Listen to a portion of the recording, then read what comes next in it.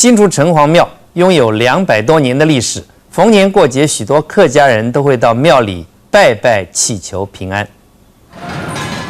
每年中元节，许多客家人总会聚集在这儿拜拜城隍爷或是普渡亡魂，为的就是保平安。基本上，城隍庙也是很多客家信仰，必须来到这里呢祈福、还愿，或者是普渡，或者是中元祭典当中一个非常重要的庙宇。除了祭祀之外，新竹城隍庙可有100年的历史，无论是神像还是庙宇，背后都有一段感人的故事。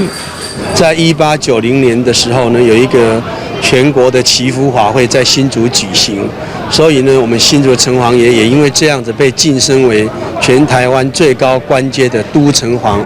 来到城隍庙，当然不能错过附近的小吃摊，在拜拜之余，顺道享受一下客家美食。民视新闻何乃强、陈小青新竹报道。新竹县农民发挥客家人的创造力，让平凡无奇的南瓜也活了起来。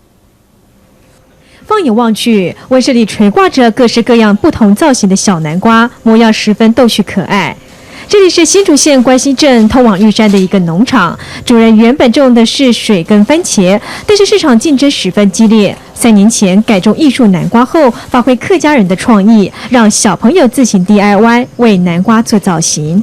依家种方不好，你讲学的讲，可能你没认识过了，但是刚好完全以观赏用来了啊，还不能做艺术雕刻用来，还个做捏土哈。来做个的艺术品来用哎。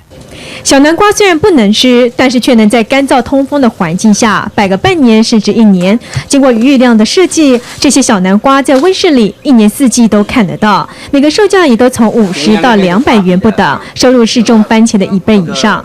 因此，休闲农业讲究的是服务和创新。经过这种行销的概念镀金，南瓜才能成为真正的金瓜。民视新闻叶新凯新竹报道。元智大学和联合大学最近共同合作建立一个客家文学网站，在网页里可以看见许多珍贵的客家文学著作跟手稿。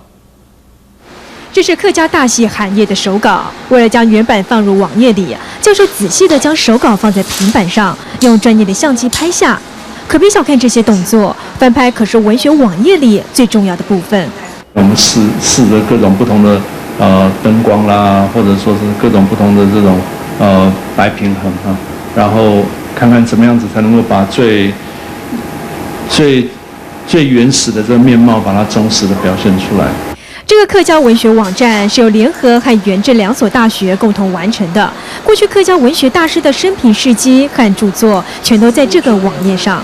透过民间文学来保存客家话、客家文學跟客家文化，而且都係較好嘅一個方法。阅读文章时，如果有看不懂的文字，还有解说小字典帮你解决疑难杂症。因此，想了解客家文学吗？一点都不困难。民视新闻何乃强、陈小青桃园报道。